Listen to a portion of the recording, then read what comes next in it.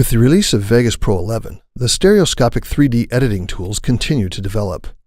In this video, I'll talk about a few new features that give you even more control over your 3D project edits. First, we've added controls that enable you to effectively deal with edge violations. An edge violation occurs when a video clip contains a prominent subject that is placed in front of the screen depth and is simultaneously cut off by the edge of the video frame. This creates a situation where the viewer's brain receives conflicting depth cues from the video. Because the object is placed in front of screen depth, the viewer sees the object as closer in the 3D field. However, because the object also touches the screen edge, the brain reasons that it must be at or behind screen depth, otherwise why would it get cut off by the edge of the screen? These conflicting signals make the shot difficult to view. My project video window shows an example of such an edge violation.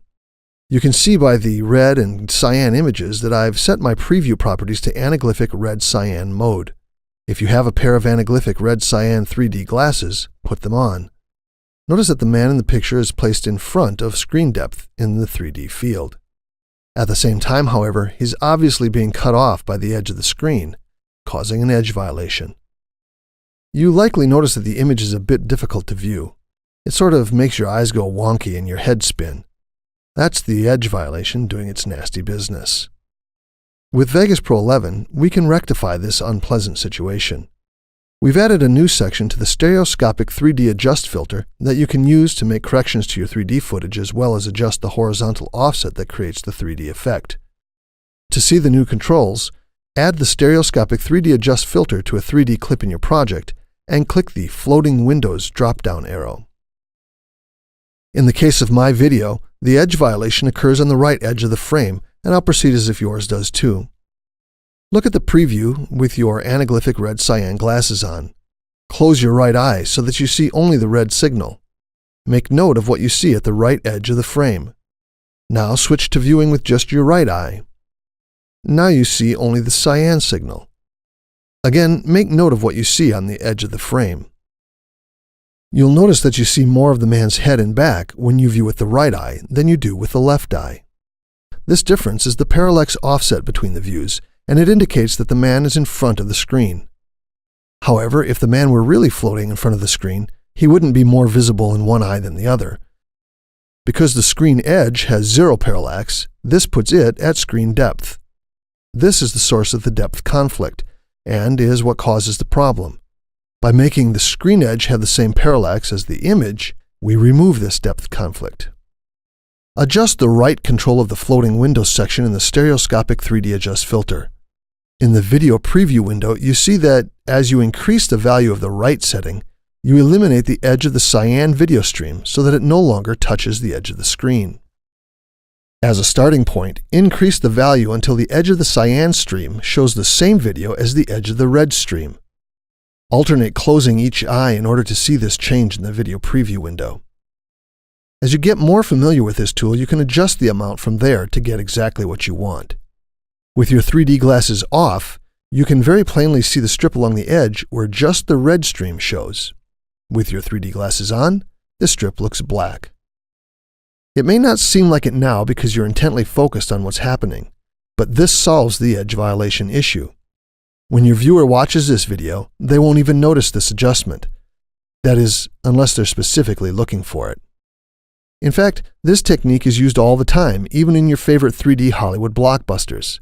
Next time you're at the theater, pay attention to the edges of the screen without your 3D glasses on and see for yourself. Of course, if you have an edge violation on the left edge of your video, you can solve the problem in the same way with the left control. You can adjust these floating windows from scene to scene in your video, and even animate them over time if necessary. In addition to this great 3D workflow enhancement, we've added 3D adjustment controls to the cookie cutter filter and the cross effect and iris transitions. Let's take a look at how these work.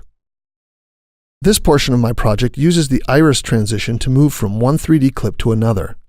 I'll place the cursor within the transition at a point before the iris circle touches the woman sitting on the grass.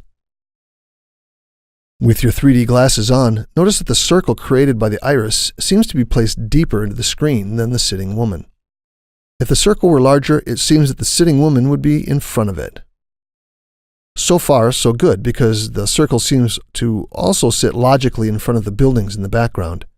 Everything's comfortable and everyone's happy. But now I'll reposition the cursor to a point after it's progressed enough that the circle partially covers the sitting woman. Now we have a problem, because while we were expecting the circle to go behind the sitting woman, it instead covers her.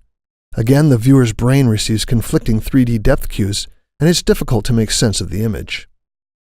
To solve this problem, we've added a stereoscopic 3D depth slider to the iris and cross-effect transitions. Slide it to the left to give it a negative value. This brings the circle out toward the viewer. Now that I've made this adjustment, I'll reposition my cursor to a point before the circle touches the sitting woman.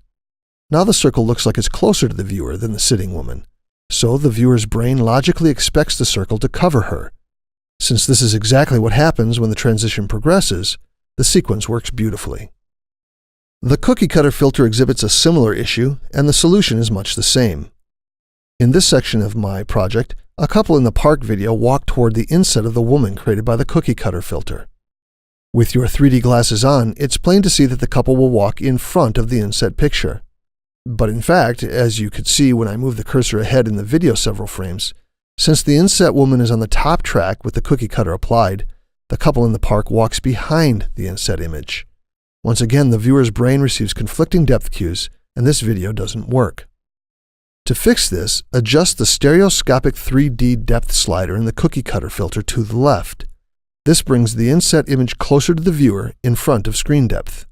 Now, when I position the cursor so that the couple has not yet reached it, you can see that the people look like they'll walk behind the inset.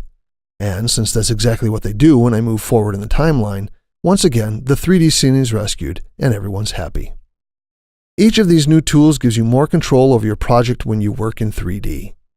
As you've seen here, they help solve problems of conflicting depth cues that make your 3D movies unpleasant to view. In addition, you can also use these tools for creative effects. And you can animate all of their parameter settings over time to create the corrections and effects you're after. Thus, they make editing 3D projects even more powerful with Vegas Pro 11.